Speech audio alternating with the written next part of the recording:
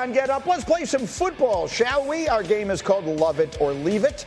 Bold offseason moves, courtesy of ESPN.com's Aaron Schatz. Hey, Tim Hasselbeck, he says the Lions should trade for Myles Garrett. You love it or you leave it?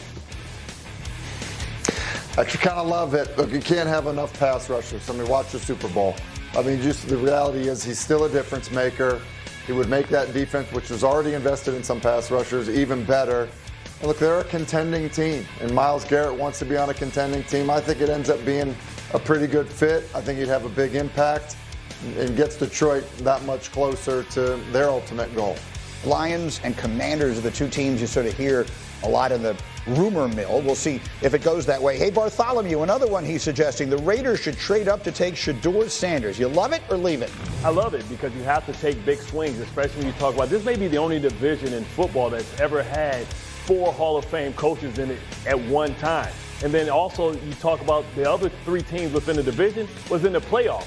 So who are you going to put behind center? You have to take a chance on hoping that you can find a franchise quarterback. If not, you're going to find yourself at the bottom of the division over and over again. Tim Hasselbeck. Brady's his basic football guy dad. Yeah, Brady would be there to be sort of his godfather, if you will.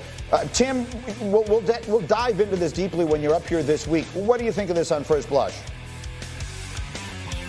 Well, I don't like it because of the amount that it would take to move up. A lot of people are saying that he could end up being number 1 overall. To move that much is way too much. Even if you're moving 2 or 3 spots up, I think you're giving up too much. And I don't really think that the delta between Shedeur and this next group of quarterbacks, Tyler Shuck, Kyle McCord, Jackson Dart, I don't think it's going to be that significant through the evaluation process for everybody.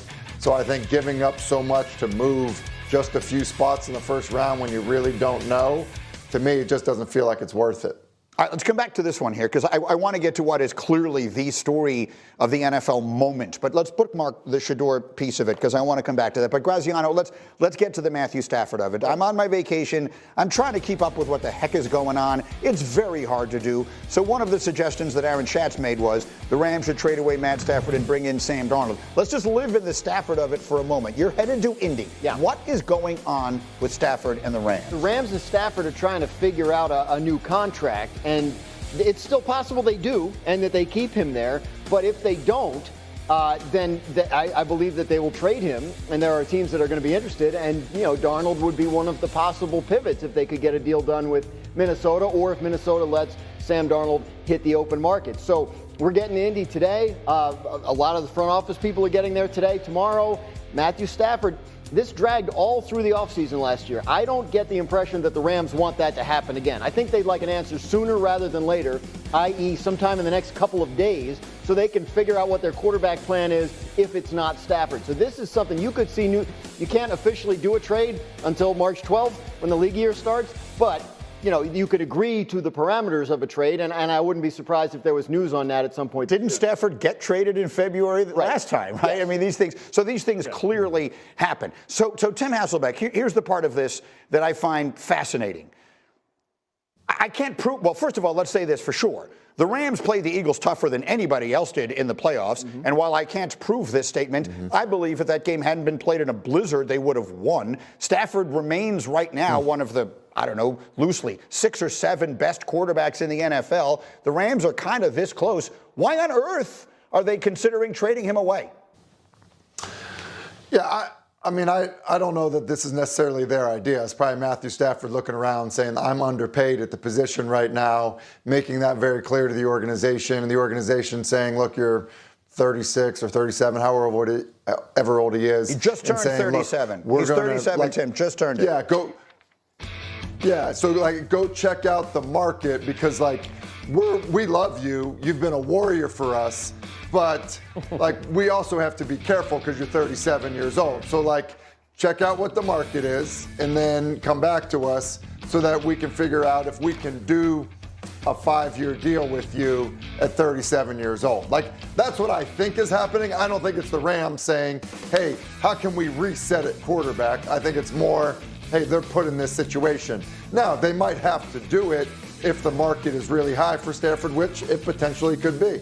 I understand that, but I mean, the Rams, of all teams, who are like the first ones to jump in on any trade and sign any free agent and all that stuff, if you're not paying this guy, who are you paying? Well, they changed their model, right? Remember, it was F them picks, but now they've been building and drafting through the draft and building this team pretty good.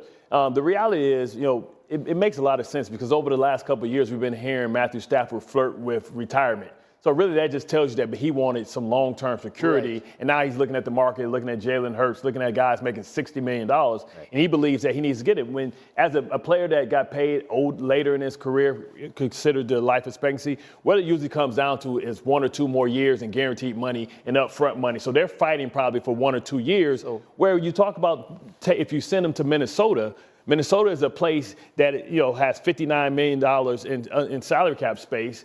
So they can absorb a contract like that and give him what he wants to try and win in the short term, where the Rams are trying to go back and try and build in a long-term type of fashion. They've kind of been going year to year with Stafford. Right. And I think there's a sense now that maybe Stafford doesn't want to keep going year to year, that he'd like something like whatever. Tim said 5 years, maybe 3 year, 4 year, whatever length deal it is. He's supposed to make $27.5 million. That's less than half what you're talking about. You don't need to get to 60, but get me somewhere respectable, right? So I think that's where the push-pull is. And again, they could figure it out. The Rams and Matthew Stafford have been a very good marriage, and it could very well continue.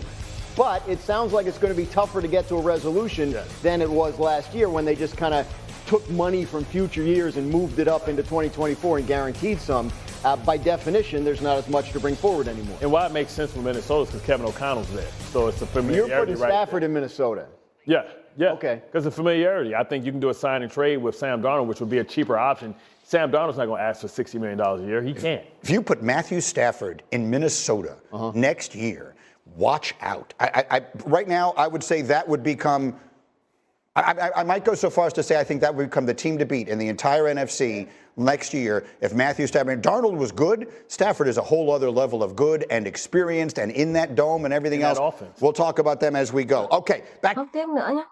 Mọi người cứ làm luân phiên như này là được. Mình tiếp tục móc.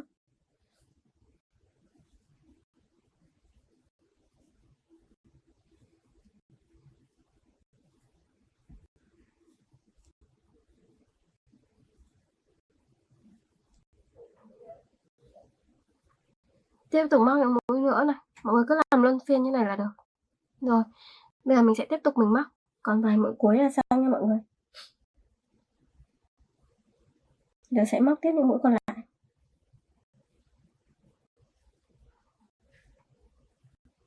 Mình tiếp tục mình móc xuống.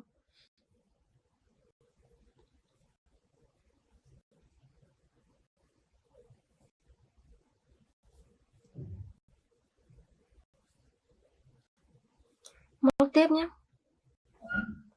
Mọi người cứ làm luân phiên như này. Rồi, còn một cái chân cuối mình móc nốt là xong nhé.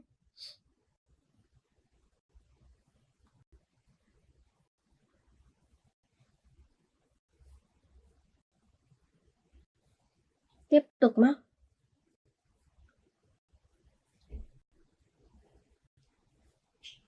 Mũi nữa này. Rồi bây giờ sẽ nối vào nhé. Mình nối vào mình siết dây.